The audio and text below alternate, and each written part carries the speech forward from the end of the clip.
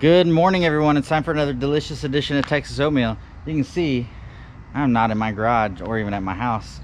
I mean, the Death Strike hood is sitting over here. But this is an interesting day today.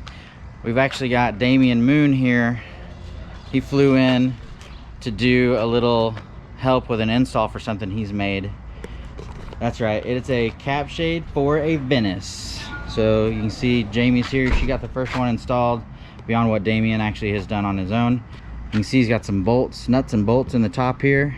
This actually pivots all the way up so you can step in to a Venice without having to squeeze through here. You can squeeze through here, but he's got it pinned. You actually unclip these here, and this whole thing hinges back on these hinges. I'm not gonna mess with it because we're still tightening stuff up, but I wanted to show you this real quick. And I'm gonna show you guys how to install this basically start to finish on Sarah's car. They're actually in the garage right now working on that, getting stuff bolted to it. He's gonna send these out where all of this is already pre-assembled. All these bolts, nuts and bolts and everything in here is all gonna be pre-assembled so that you can just mount the frame, mount the hinges on the roll bar back here, and then set it down. So we're gonna show you that right now inside. Here we go. All right, so we're gonna throw Sarah's on. Chad's already spray painted it black, poorly, but he's got a little paint on there at least. So the first step is to take these brackets off here because it actually has a new frame that bolts on that's longer right here. So we're gonna bolt it to this part, and these go then on top of the new frame. This is that longer bracket. Chad just pulled these three out, one under his thumb there. These literally just go right back in the same bolts you had the top plate on. Super easy. So you're not actually removing the top plate at all. You're just putting this piece on top of that stock bracket. All right, so that's what it looks like when it's all on. You just run these are longer bolts through here, of course, because it goes through the top piece and this bottom frame piece. And then you run the pin through this. This just gets bolted onto the top. This is what the lock actually clips down on top of when it's done. So these are the rear hinges. They just clamp around the roll bar. I got a couple of screws that go through there, and then the top actually pins through here and it lets it pivot. Super simple. All right, so you see how he's run a longer bolt through here? We're doing that to pull this together so we can run the short bolt through here so that it doesn't stick out the other end, so it just looks nicer. There's less stuff sticking out when it's all done. But he'll pull this one back out once he gets this one tight, and then run the short one in here as well, and then this all rotates up so that it looks like this, because this is how it's all going to sit when it's all mounted up properly. Alright, so it's pretty critical to get these centered on the bar, and then this and this need to be the correct distance to match the pins that are on the cap shade. We had these loose so we could move it all around and line all that up. Now when we set the cap shade on there, we'll be able to see if this all lines up. If it needs to be adjusted, we can. But they need to be pretty close to start.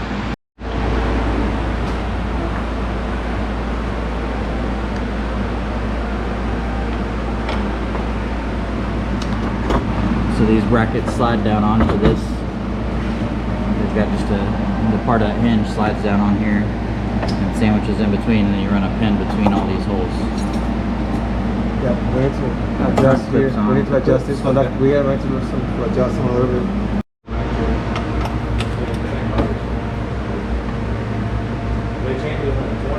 So once you get this all set on here and get it all kind of lined up, we're going back and tightening up some of these that they left loose so that we could have a little wiggle room to make sure it all gets lined up when it's on the actual car. But yep, pretty simple. Next is just to put the shocks on.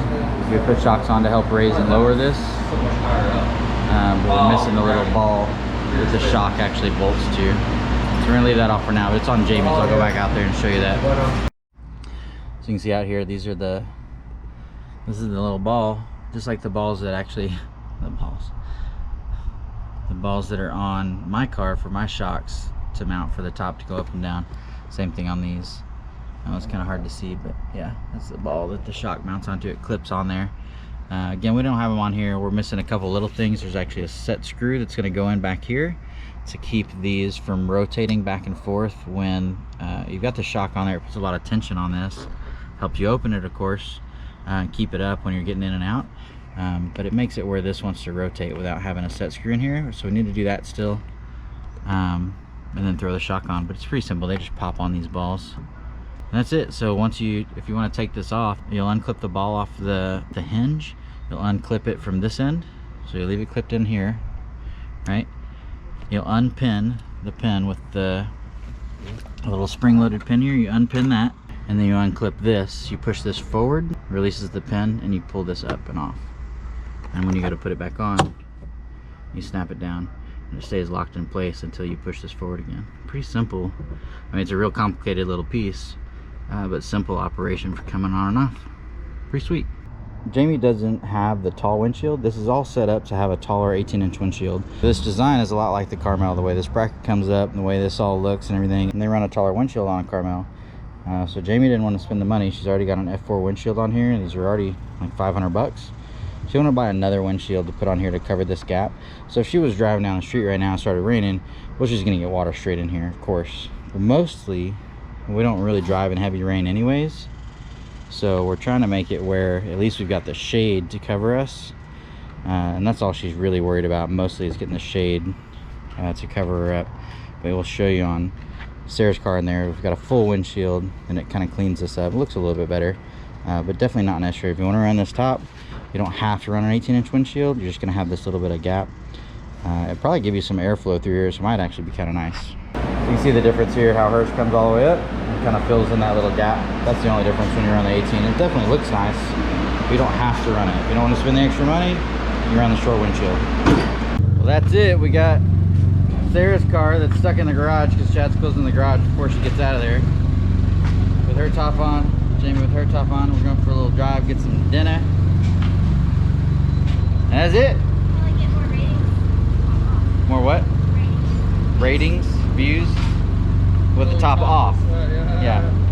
Yeah. We have 2 less topless women on the Texas Oatmeal channel now.